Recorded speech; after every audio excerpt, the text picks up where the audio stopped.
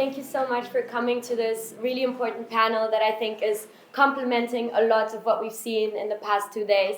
Because during a time like this, it is very important to talk about the role of generative AI in disinformation as well as extremism. And we know there is a lot of people here in the room that are coming from the business side and the startup side, and we do encourage people to really think about these issues when it comes to the business decisions that you make. We are very fortunate enough to have a great panel here today. We have a mix of academia, industry, and human rights law, which is a very exciting way to look at the issue. We do not have Adam Hadley here with us today, the founder of Tech Against Terrorism, because of the ongoing issues that are associated with this panel. So that just shows how urgent some of the matters are in terms of how we look at technology. Without further ado, let me introduce to you our esteemed speakers. So we have Broderick, that he is doing a PhD on the issue of jihadist terrorism as well as extremism on the right. And he is a fellow at King's College London Center on Radicalisation. We have Dina, Hussein, who is the global head of Meta's Counterterrorism and Dangerous Organizations Unit. And we have Rayhan Asat from New York with us here today, who is a human rights lawyer at the Atlantic Council. So a very, very interesting panel, as I promised you. In the next hour, we will embark on a journey that delves into the current role of the technologies that we have today in extremism, in disinformation, both from non-state actors as well as terrorist groups. Today, we live in a world where Gen AI empowers, unfortunately, individuals as well as organizations to create disinformation campaigns with unprecedented ease. What once required whole troll factories can now easily be done by using, for example, ChatGPT, as we are all aware.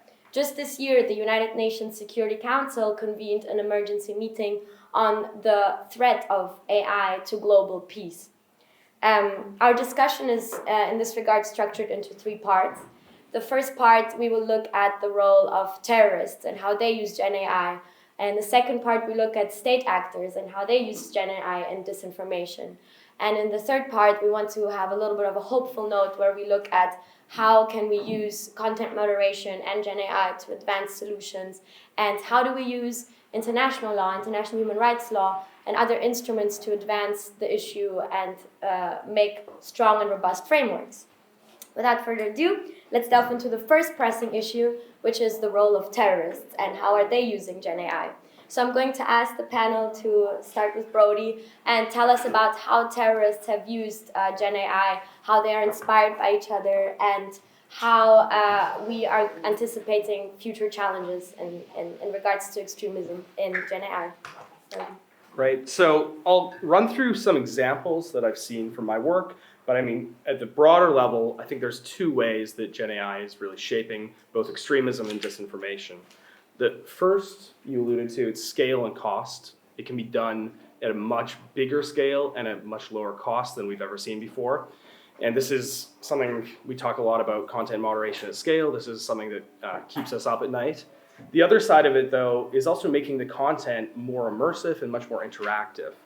So to give some examples to illustrate this, I'll jump into some of the stuff that both the far right is doing and then also the Salafi jihadist side of extremism. These are the 2 main groups that I focus on, but of course this is being used by actors across the ideological spectrum. The first one that I think is really significant and doesn't actually get enough attention is extremist gaming. We know that extremists are big on video games. We know that they use it to recruit, to form communities, to also spread their propaganda, and they implement this through a range of different channels, from in-game chats to Discord channels, right across the board.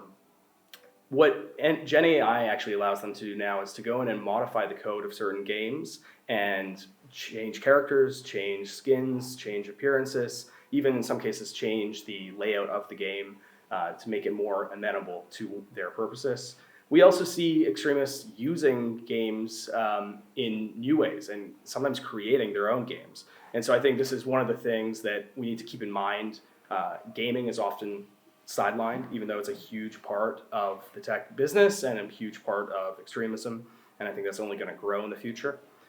The other part of it is things like manifestos and music. There's a number of LLMs that allow extremists to either create nasheed or heavy metal songs or rap music.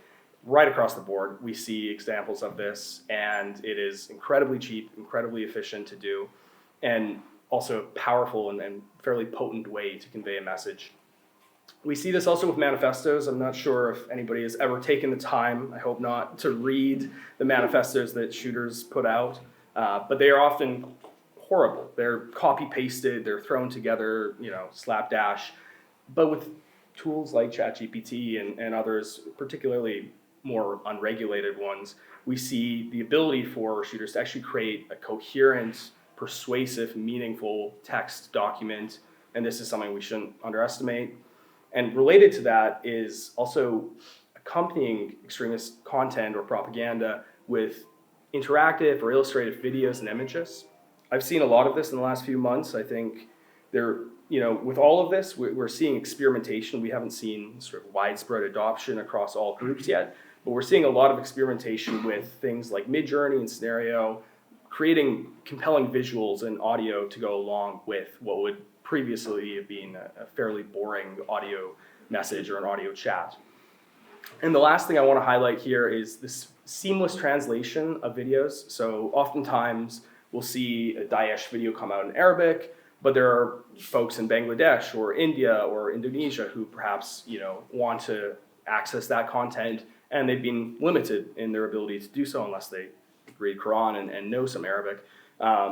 What we now see is that with things like HeyGen, you can translate very, very closely and very, very quickly into 140 languages, share it all around. And this also translates into far right, which is becoming increasingly transnationalist. So you might have a group in Norway or in Sweden putting out content in their local language, and then that can be now picked up by groups in the US or Canada or UK. So that's a sort of broad overview of what kind of experimentation we're seeing. I'll let the other panelists talk about what they've seen and what we can do about it. Yeah. I can jump in and maybe Brody and I are going to be tag teaming a little on this, where Brody's going to be giving a few examples of what could possibly happen. And I think it's part of my role to talk through what are the safeguards that we can build in, what are the opportunities we have as well to use these tools for really positive mobilization.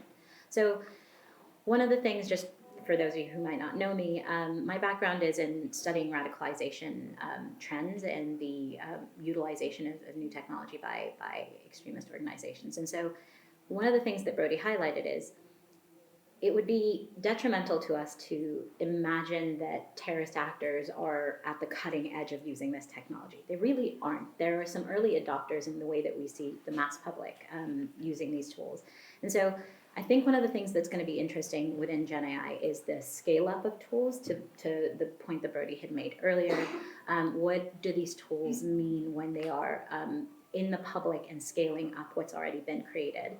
But I think it's also going to be interesting to see the different organizations, how their goals align with these tools. So we were talking before the panel about the fact that for Salafist jihadist organizations, information is sacrosanct, and your ability to translate or your ability to be a vehicle for explaining ideology or text is really important.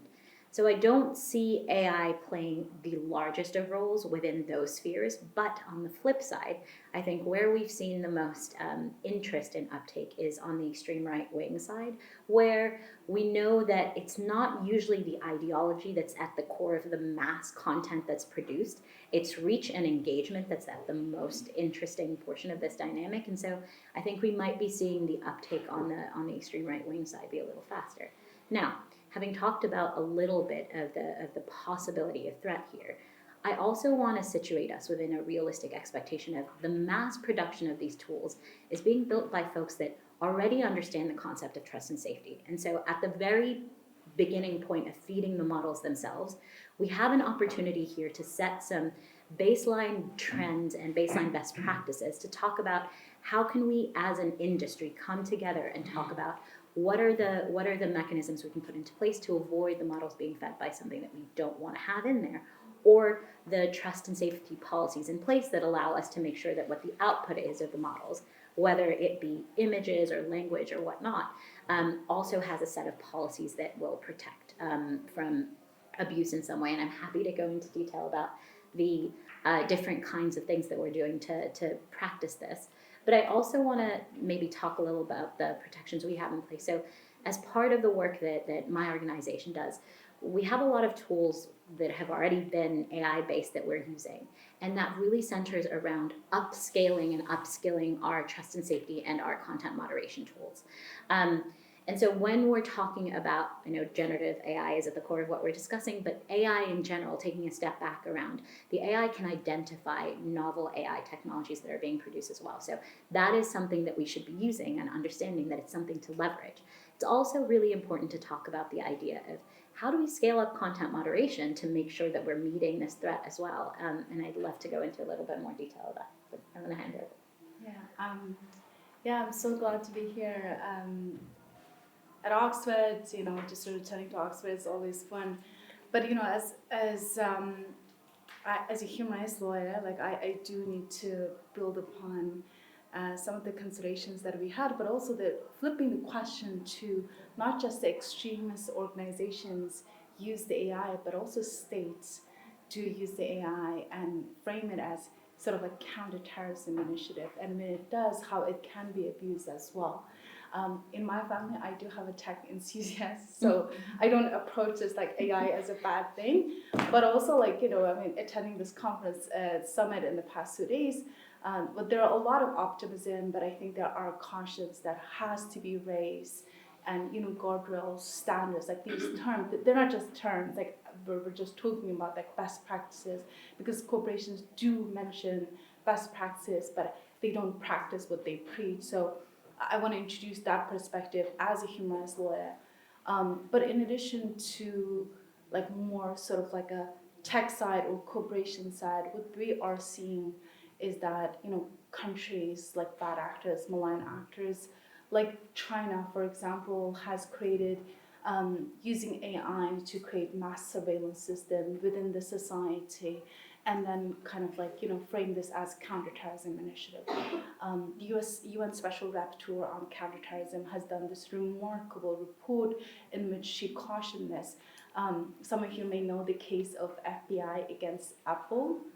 Remember that? In that case, Apple was very much concerned that once you make an exception, there's a slippery slope of which becoming the rules and norms. So it's not just an exception.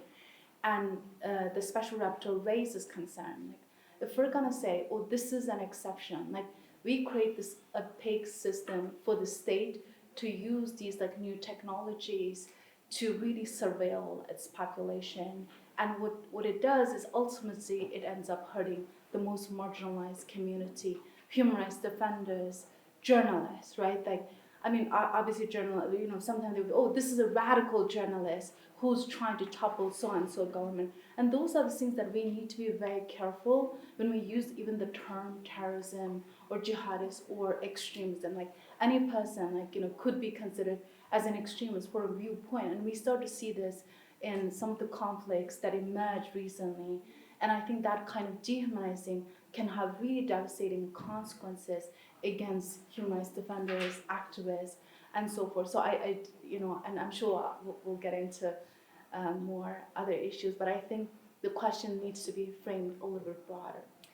Thank you so much, everyone, for this. And this brings me also to kind of the second question and the nuance that we have here. We obviously do not just have terrorists and non-state actors abuse this technology, but unfortunately also we have to address the role of states and actors such as Iran, Russia, China, as Rayhan has mentioned already with China. How are they, what kind of practices are they having with the Gen AI use in terms of their governmental policies and foreign policy objectives?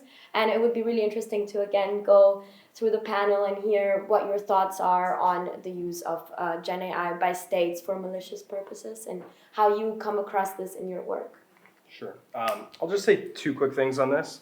The first is that I think the risk here is multifaceted. So you can both have examples. I mean, right now, there are countless deepfake videos of Biden, Trump, Zelensky, Putin, all saying different things to influence the conversation in one way or another. And of course, there's a risk there that as these deepfakes become more and more convincing, you can see, markets move as a result of that, or perhaps even, conflict shift as a result of that.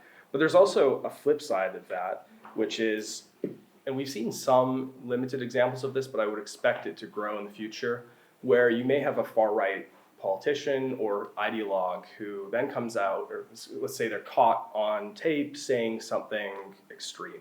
And then they might come out and they might actually flip it around and say, no, that was generative AI, that's a deepfake, that didn't actually happen. So it's essentially an assault on what truth really means. And I think that's something to think through, not just the sort of proactive uses of it, but also the negative counteractive uses of it. And I also want to say, as part of this, AI is both the tool that is being used by state actors and extremists, but it's also what we can use to detect, identify, and eventually remove this content. So I think you have to look at it from both sides, right? There's a risk here, but there's also an opportunity as well. I would very much echo what Brody is saying. I am humbled by the panel that I'm with. My expertise is specifically around extremist organizations. So state-on-state engagement with new technology is not novel to us. I'm not the expert in it, but I am sure that you've all looked at the multiple studies of deepfakes that we've had. And again, AI technology is not new. Artificial intelligence, generative artificial intelligence has been in place for many years, I would say over a decade plus. It's just the barrier to entry with things like ChatGPT have been lowered. But I think one of the things that Brody highlighted that is very worth us unpacking is, as the threat mutates, so should your ability to track that evolve, and your trust and safety policies and your scaled enforcement tools should evolve. One of the things that we've seen immense success around is AI's ability to track and understand networks, engagement of networks, is incredibly useful to mitigating against these threats. And so keeping in mind that as this technology mutates, your ability to respond evolves with this mutation is incredibly important. I think you're not going to ever be able to stop the uptake of new technologies by actors, whether state actors or non-state actors, but I think the focus here really needs to be on what are the safeguards that you can put into place. Now, I would say malicious or maligned intent within these tools is something that you need to keep in mind as you're building the tool itself. And from my perspective, the teams that I have seen working on this have been red teaming around this exact issue for years now. So looking at inauthentic actors or extremist actors, it's really important to be red teaming around these tools to make sure you understand them. And honestly, I would say the largest industry participants are doing that and are cautious in their rollout of these tools because they are trying to build in these safety approaches into place. Yeah, as our society becoming increasingly more polarized, I think truth seeking became ever more important. No matter the Twitters, or now known as X, frame it as like this should be your source of information. Absolutely not. X is not your source of information, not opinion of others or some bots that you're going to receive your the legitimacy. That shouldn't be the legitimacy of the source, but rather we ever need journalists doing investigative journalism to provide us with truth, but at the same time we need to look at the information from different sources to come up and shape our own opinion as to what is real news in the human rights world. That what we're seeing right now is that often activists or impacted communities or victims, they don't have avenue to seek justice. Like the ways in which we talk about human rights, international law, it hasn't been really utilized in particularly against victims where the state has too much power or state hasn't signed on to international treaties of obligations. Maybe some avenues of justice were available to, let's say, Ukrainians. That wasn't the case for the Uyghurs in China, and Palestinians argue the same. So in that case, what we're seeing is that authoritarian states really deploy massive disinformation. So we start to evolve from this traditional form of disinformation. Like in China, we saw a lot of this kind of like, the state using people to say that everything is normal, or the state uses trollers, or like, these trolls, or they use bots, or oftentimes it's like state paid employees to be very active on social media. Although Twitter, Meta, and as well as YouTube, they're all, including Google, is banned in China. And Iran's is the same thing. But these state actors or state officials are incredibly proactive in China, in overseas, in the West, engaging with users to spread different kind of narrative as to human rights crises or atrocities. So, and I think for me, with the rise of synthetic media, what I'm really concerned is that your impacted communities, you don't have the resources that the state does. State has so much resources available. They have the money, they have the power, they have everything. And if they spread this information, it's very impossible for civil society like us to compete with that. That's where we really need the support of tech companies, and as well as many of you, to deploy tools that are we well thought through. Like, even if we say that maybe artificial intelligence can be used efficiently or principally to counter disinformation, even that statement has to be verified, that we have to make sure that there are standards in place that it does that. It's proven. It's not just something that we're eager to deploy. So I think we are, in terms of disinformation, I am worried about the capability and the size of, the scale of what could happen, because we haven't really seen how much capable the state, once they really utilize these instruments. I think we start to see a little bit of that in this conflict in the Middle East, where both the state of Israel and as well as even I think some argue that Hamas used it as well. And it's very difficult to know what is happening. But what does happen is that the outrage that people feel over Twitter, and that's when the dehumanization against the entire population start to happen. So I think I would say that those are the things that we need to be very careful about, the potential consequences and implications against the marginalized population. I might just Yeah, jump of in to course, add one please, thing. I think the challenges with new technology are operating from a place of ignorance.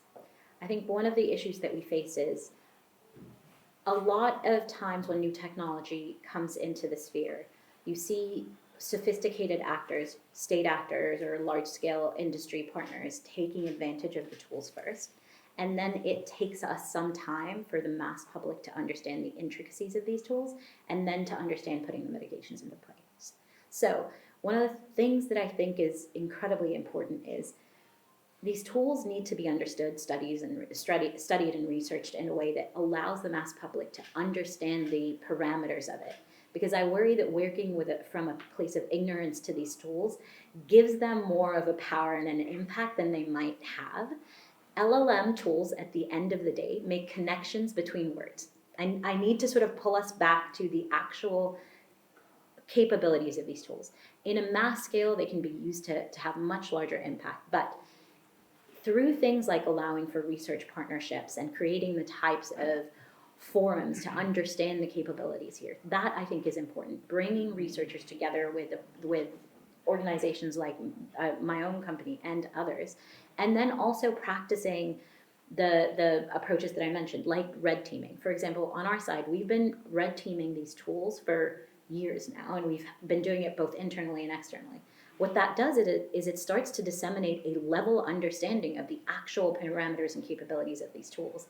Because I just worry that if we start to approach this technology from a place of ignorance, we imbue it with more power than it does have, meaning that secondary and tertiary impact, we're not engaging at a level playing field.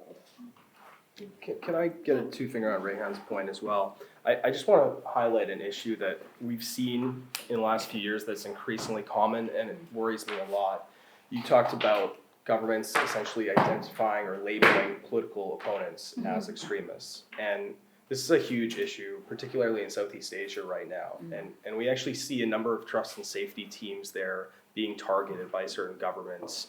And it presents a real challenge for both researchers and practitioners in terms of how can they do their job if they're being directed to take down content which may just be legitimate political dissent, but then being labeled as extremist content.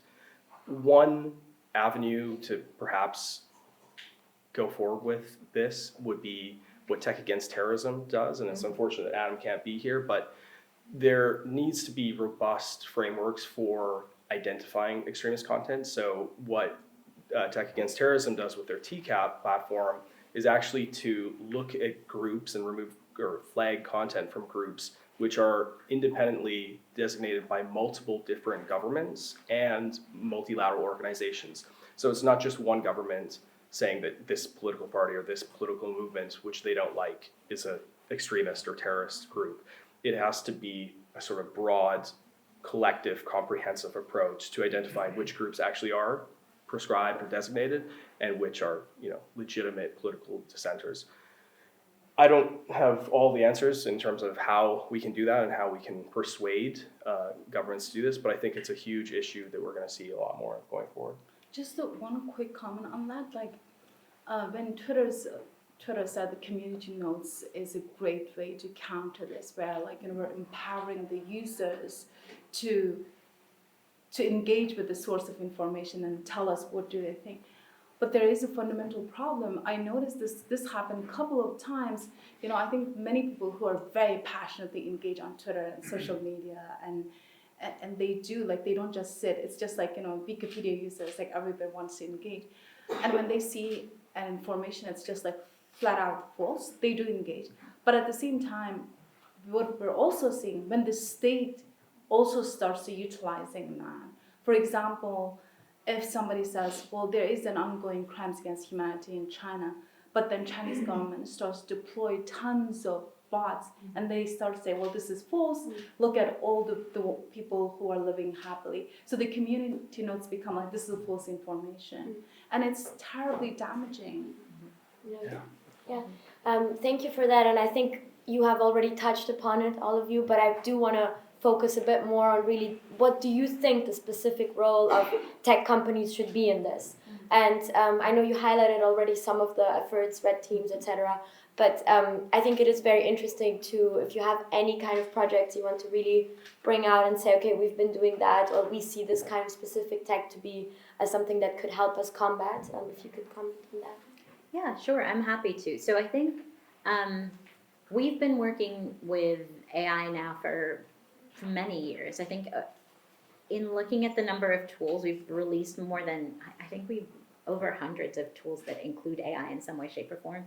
And it's been you've all been using them in one way or another. And I think there is something around building out forums for engagement. So I think if you look at it, it's a three-pronged approach. You need to work on collectively transparency and working with partners in a really sort of conductive way. I think the second part is building in trust and safety mechanisms into these tools themselves.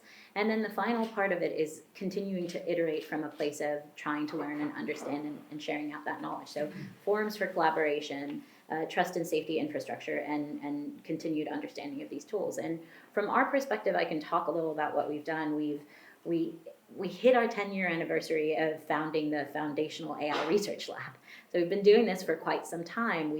I've mentioned this many times, but I think it bears repeating.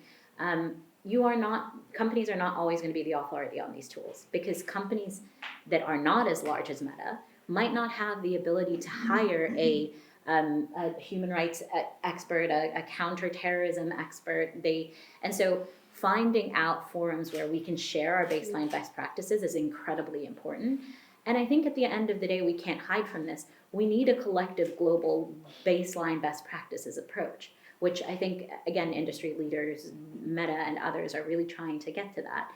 I think the point that we are making is that the question when I was having this conversation with a colleague before we sat down is, how do you ensure that these practices and these best practices and regulatory approaches are of a global norms standard and don't just reflect the norms and standards of one portion of the world, and also avoid the intricacies of political influence and different labelings of terrorism and the taxonomy. So sharing out best practices, increasing your investment in research, and continuing to iterate on your learnings. And that, I think, is where the investment is best placed.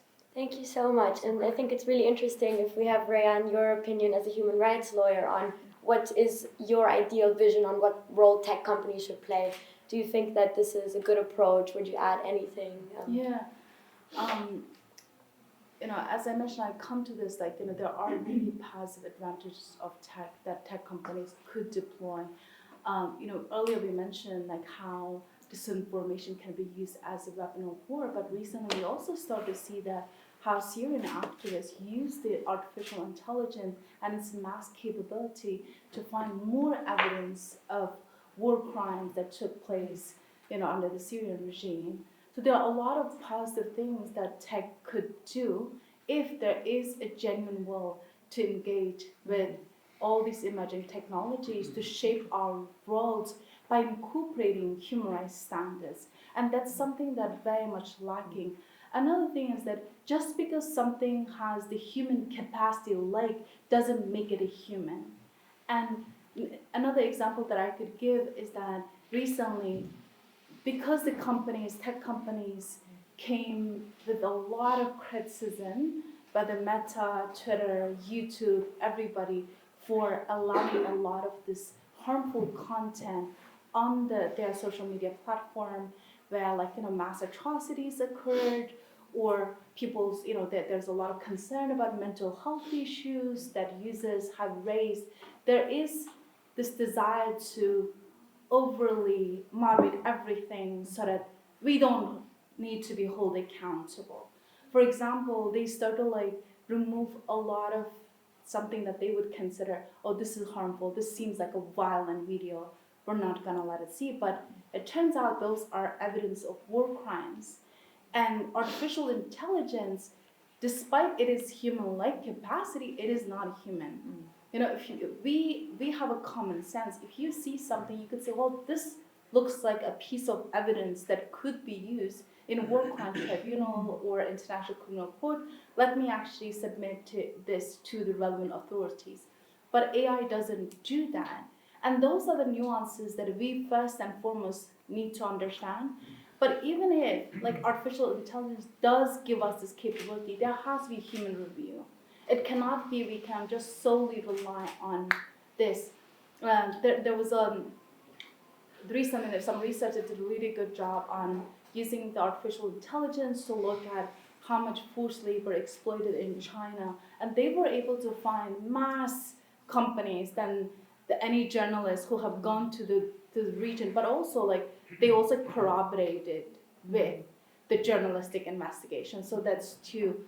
And in terms of what companies can do, I'll say this. Increasingly, we're seeing litigations against corporations, especially social media companies, for allowing their platform, where either the case against YouTube for ISIS harmed terrorist attack, or the Rohingya community, which is a very marginalized community, and how a lot of harmful content or dehumanization led to the mass atrocities are being committed. I would start with, and I think, Dina, you raise a really good point, that although many companies cannot have human rights experts, first and foremost, you have to have a human rights team within your organization. When Elon Musk took over X, the first thing he did is firing the entire human rights team. That's not the right approach to these issues that are continuously emerging. And companies cannot just hide behind the Communication Decency Act and say, I'm not a public forum, don't hold me to account. Users want to engage. There is an obligation owed to users, but also to collective our humanity. Tech companies increasingly becoming powerful, and that's why we're seeing from the left, politicians are deeply concerned about tech's rising power. But at the same time, tech companies don't want to have this, but they are also a bit concerned that having too much power, this is where I feel like public and private partnership is necessary for government and tech companies to talk, engage. But most importantly, I think we need to really look at what does the international law say about this. You know, the UN Special Rapporteur, the UN High Commissioner for Human Rights raised this issue of social media companies and their roles.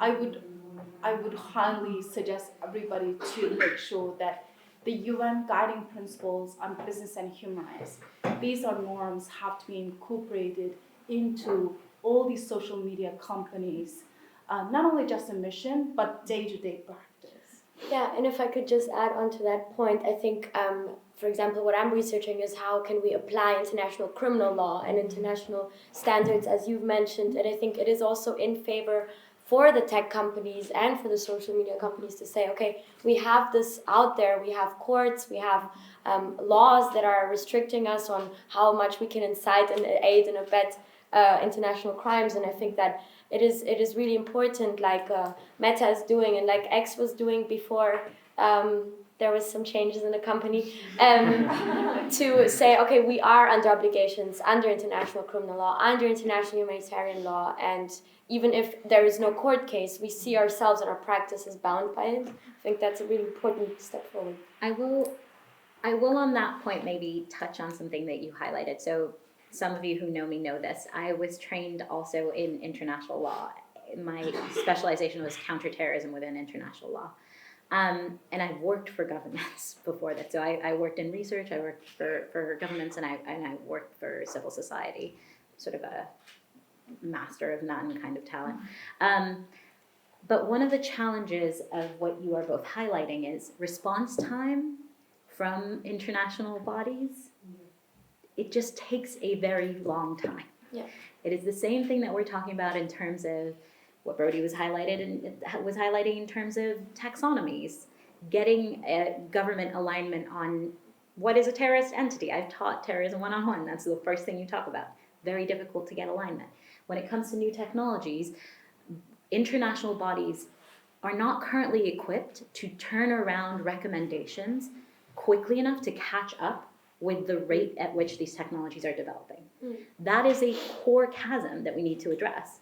And whether it is training, and this is what I was talking about, making recommendations from a place of knowledge does not put us in the place of fear and making recommendations from the ignorance of what these tools can do. And the best recommendations I've gotten is when international organizations partner with researchers, AI experts, and really bring that knowledge in. But I think we need to push to move a little in terms of understanding and response time here, because you both are the experts here. The amount of time that we get a paper to come out from when we partner up with international bodies, it usually will take about a year from bringing folks together to getting the paper together to getting the approvals. So there might need to be a forum that brings together, exactly to your point, civil society, industry, and government partners that offers a faster way to respond here. Yeah. Thank and you. I don't know how to do that yet. Thank you too. Yeah, good. I want to touch on that. I think there's a few things I would say. We've seen this before as well, right? This is not an entirely new cycle. So with Web 2.0, with social media, we saw extremist actors not on the cutting edge, but experimenting and then sort of opportunistically adopting these platforms and using them. And it took some time for regulation and technical solutions to catch up to that. So I think in the long term, I'm optimistic, but in the short to medium term, I think we need to think very carefully about how to speed that up.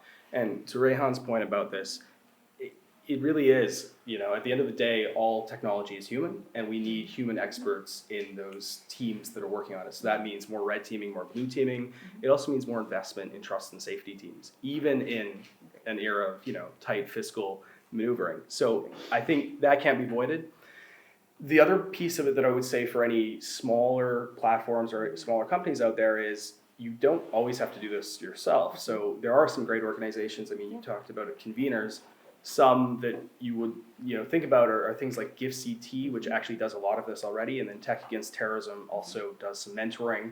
So if you don't have a big in-house team, there are resources available to help you sort of facilitate that. Agreed. And just for those who might not know, the GIFCT is the Global Internet Forum to Counter Terrorism. You can find it there, and Tech Against Terrorism as well as an excellent source.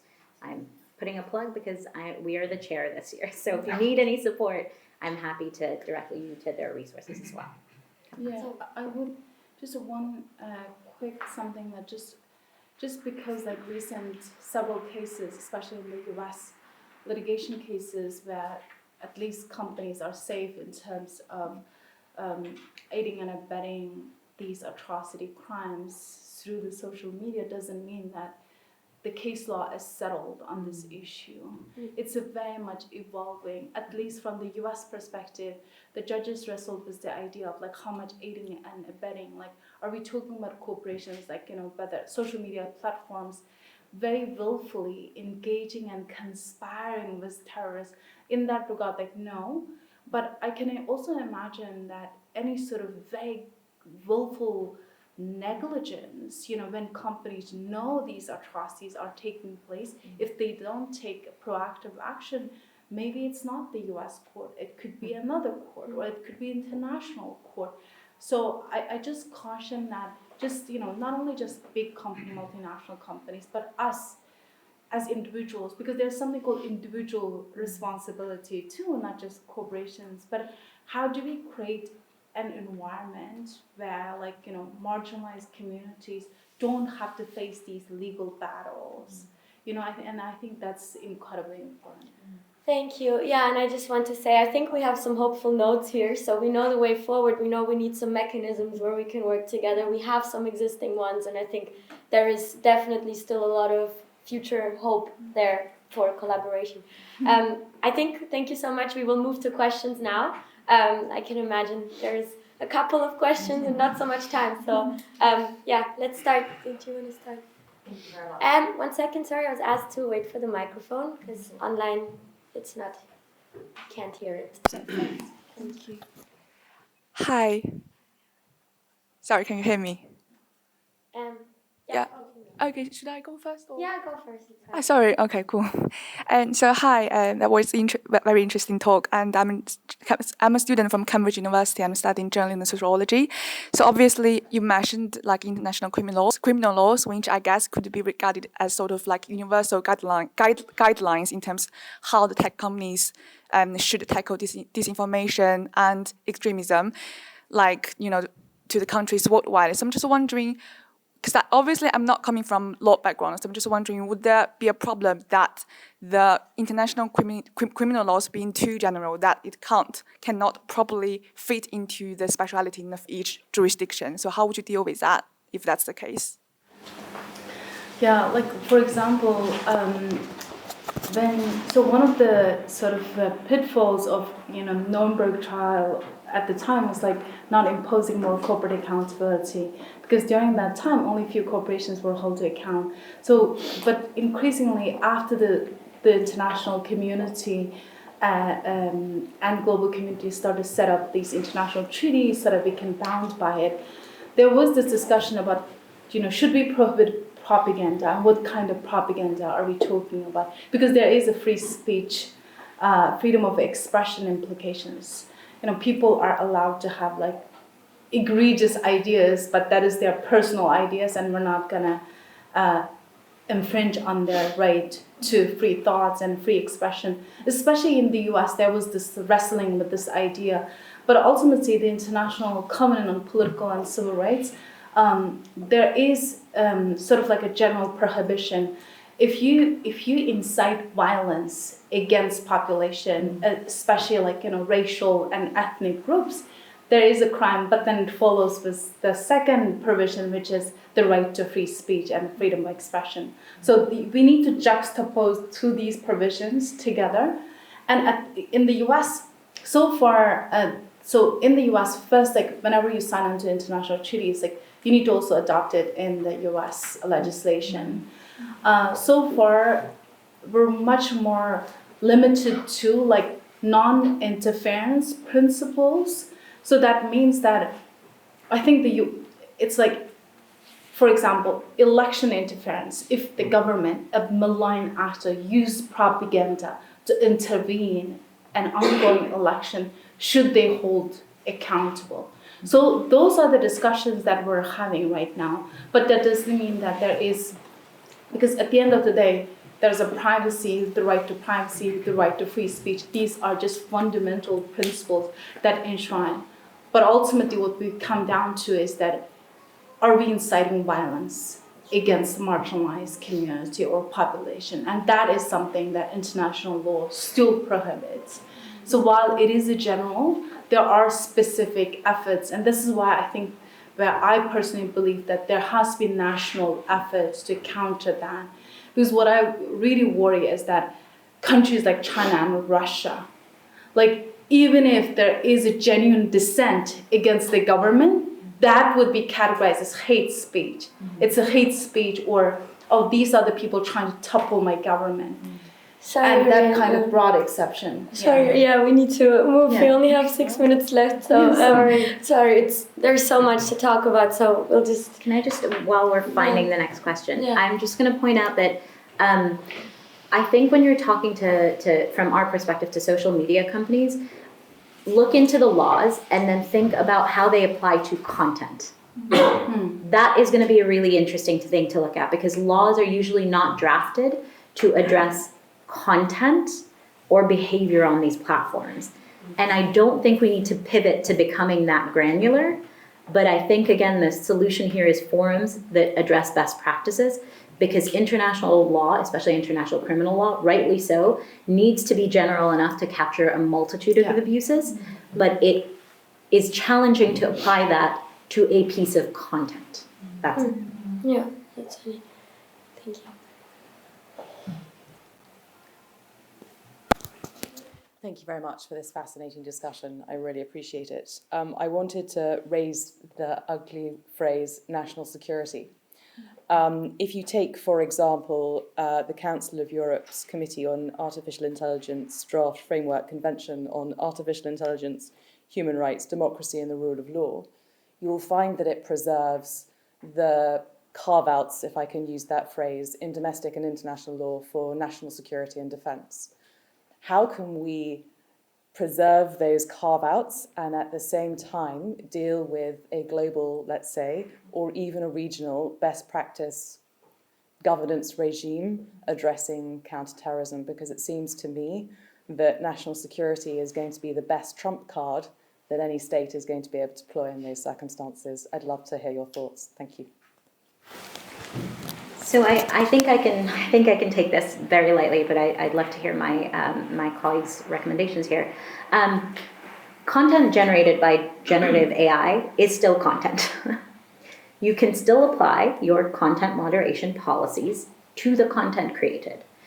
From our perspective, for example, we've got an entire designations process that takes into account input from different governments, but is not wholly or solely dependent on one government's dictation of what is extremism or what is terrorism. We take into account all of the different legislations and all of the different designation lists, but it is also a matter of looking at the content itself and applying that kind of filtering. I think at the same time, if you are building and training these models to identify inquiries that are going to cause the outcome to be dangerous or would violate any normal terms of service, you should not be allowed to post. I have personally taken down content that's like how to build a bomb in the kitchen of your mom. We all know this video, and it is something that we remove.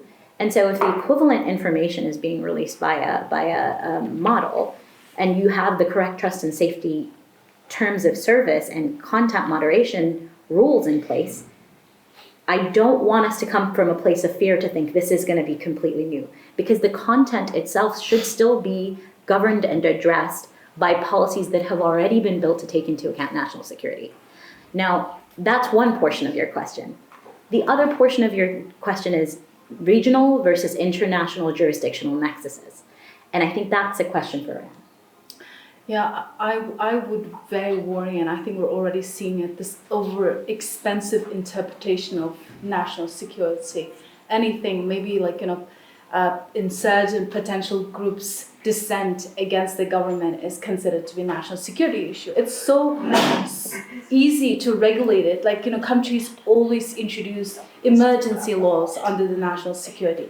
And that's where I highly recommend everybody, and I think that potentially as a guidelines to look at the Special Rapporteur on Counterterrorism, and she addresses the national security interpretation of it too.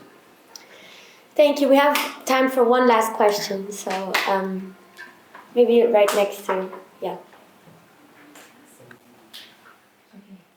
Thank you. Yeah, thanks. It's a really interesting panel. I had a bunch of questions, but I'll keep it to one. I think we're talking a lot about Meta, TikTok, the sort of US-based giants. My fear is that the more regulations they put in place, the kind of global market of social media companies means that we're shifting the most dangerous content onto Telegram, VC, headquartered in countries that don't play by the rules. So how do we develop international standards and enforce global norms for kind of more nefarious platforms? Oh, this is one that Adam Hadley would have loved to answer. This is a good question. I'll take a stab at it, then I'm sure Dina will have something to say. You're the modem for Adam, no pressure. I think it's a huge issue. However, there is some positive spots there. So there's some recent research to show that moving them or deplatforming them from mainstream platforms to these alt-tech platforms does actually disrupt both the leadership and the followers of it. So there is reason to do it. Now, how we bring an organization which is headquartered in 6 different cities or a government that doesn't recognize, sort of international norms, that's an open question. And I don't think we have a full answer. However, I will say the more that we talk about it, you do see slight incremental improvements and more transparency in the data that companies like Telegram are putting out there. So I think there's some room for optimism and there's a lot of room for growth. I think I will jump in very quickly to just highlight. Brody mentioned that disrupting the main dissemination nodes is effective. So Nico Pruha and partners have written about the different versions of platforms and how they're used. You've got beaconing organizations, documentation organization, dissemination platforms, not organizations. And different platforms are used for different purposes. Large-scale social media platforms are where these organizations go to beacon out that message. So utilizing that theory, disrupting that large-scale messaging process is part of the efficient approach here. The second portion of this is to understand that most of the players that are part of GIFCT or engage with Tech Against Terrorism are coming to the table with good intent, and we need to make the carrot more attractive than the stick. Because I think some platforms want to be that platform that the nefarious actors go to. And there is no level of law enforcement intervention that will change that malicious intent. So collaboration amongst the carrot portion of things needs to really be facilitated in order to make sure that it's your mom's not going to be using Telegram, or at least my mom. My mom barely uses WhatsApp, so like I'll say. But the barrier to entry for those nefarious platforms is still considerably high for the normative user. So collective engagement at the beaconing level, at the sort of more the areas where there's ease of access is an effective barrier. Now, the one thing I will highlight is if people are actively searching for this content, the solution isn't just going to be an online solution. If you are addressing an offline problem, you have to have offline and online engagement around it.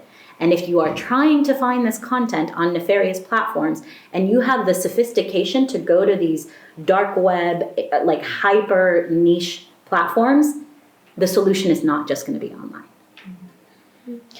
Thank you so much. This was very fascinating. I think there is lots of hope, lots of worries, and lots to work on. So thank you for coming.